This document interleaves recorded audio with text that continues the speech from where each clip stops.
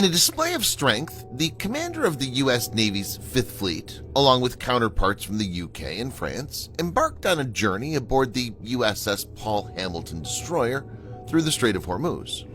This naval trip occurred following Iran's recent seizure of 2 tanker ships.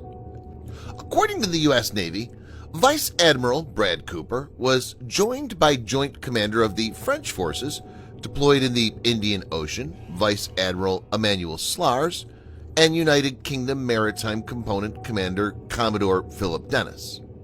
While aboard, the leaders met with Paul Hamilton leadership, observed patrol operations, and thanked crew members for their efforts.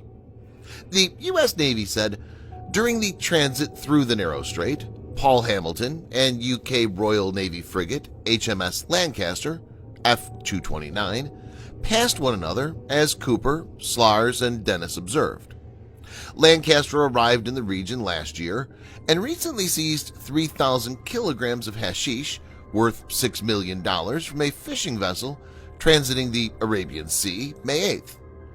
Brad Cooper said that the Paul Hamilton team is doing remarkable work as we step up our patrols with regional allies and partners. This effort is about enhancing our collective vigilance and presence. In this video, Defense Updates analyzes how the US, UK, and France has sent a strong message to Iran with a joint trip in USS Paul Hamilton through the Strait of Hormuz. Let's get into the details.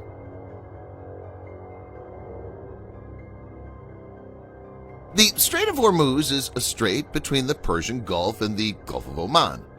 It provides the only sea passage from the Persian Gulf to the open ocean. It's one of the world's most strategically important choke points. On the north coast lies Iran, and on the south coast, the United Arab Emirates and Musandam, an exclave of Oman. At its narrowest, the strait has a width of only 21 nautical miles, or 39 kilometers. Around 33% of the world's liquefied natural gas and almost 20% of total global oil production passes through the strait, making it one of the most important sea routes.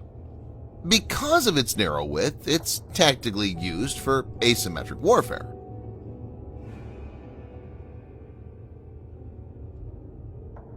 Iran has hundreds of fast boats, some of which carry anti-ship missiles, whereas others carry suicide payloads. These boats are no match for full-fledged warships in the open ocean, but in constrained areas, like the Strait of Hormuz, they can be a potent adversary. Being small in size, they can be maneuvered easily, and the high speed makes them a difficult target.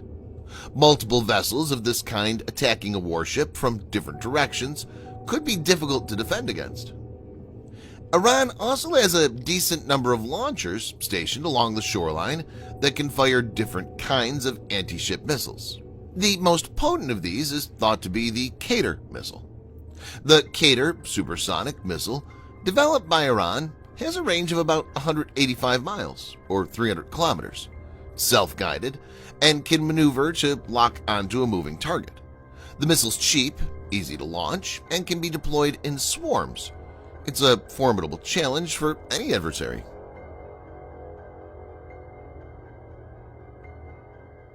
Since 2019, Iran has escalated its attacks on shipping, resorting to mining ships in the Gulf of Oman, launching drone attacks on vessels, and seizing numerous tankers from different nations. The purpose of the naval trip is to showcase the strait's openness and uphold the principle of freedoms of navigation. Over the course of history, the United States, United Kingdom, and France have consistently been the predominant naval powers operating in the Gulf, despite operating far away from their home territories. Reports said that the IRGC sent 3 fast boats to monitor the ship. Cooper said Iran's IRGC ships came within 900 meters of the Paul Hamilton. USS Paul Hamilton is an Arleigh Burke-class destroyer.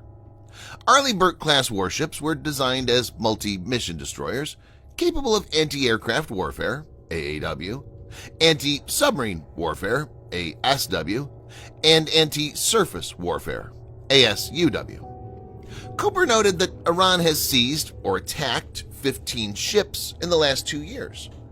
According to another report, it's been revealed that Iran's proxies have conducted approximately 80 attacks on U.S. forces in Syria since 2021.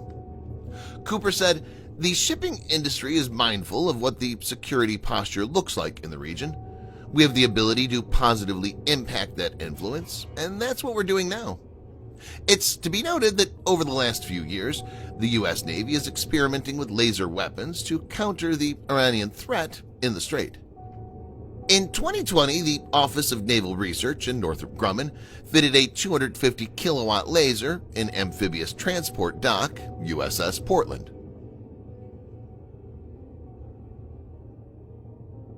On the 12th of May, John Kirby, the White House spokesman, told reporters, "Today, the Department of Defense will be making a series of moves to bolster our defensive posture in the Arabian Gulf. By collectively traversing the Strait of Hormuz aboard USS Paul Hamilton, the commanders of the U.S., British, and French navies based in the Middle East conveyed their unified commitment to maintaining uninterrupted access to this crucial waterway. This symbolic gesture takes on added significance in the wake of Iran's recent seizure of 2 oil tankers. To put it mildly, the relationship between the United States and Iran has been unfriendly. Tensions have been brewing since the U.S. government, under President Trump, unilaterally withdrew from the Iran nuclear deal and imposed strict sanctions on Iran. The agreement had offered Iran relief from sanctions in exchange for limitations on its nuclear program. The Trump administration believed that Iran was exploiting the deal and pursuing nuclear weapon development. President Biden had pledged to restore the Iran nuclear deal, but progress has been limited, and it appears to have taken a back seat for now. Concurrently, as the U.S. and NATO provide weapons and intelligence support to Ukraine, Iran is countering by supplying weapons to Russia, which has increased the animosity. Iranian Shahed 136 kamikaze drones have wreaked havoc on Ukraine. In this situation, the trip is a crucial step towards meeting the Iranian threat head-on.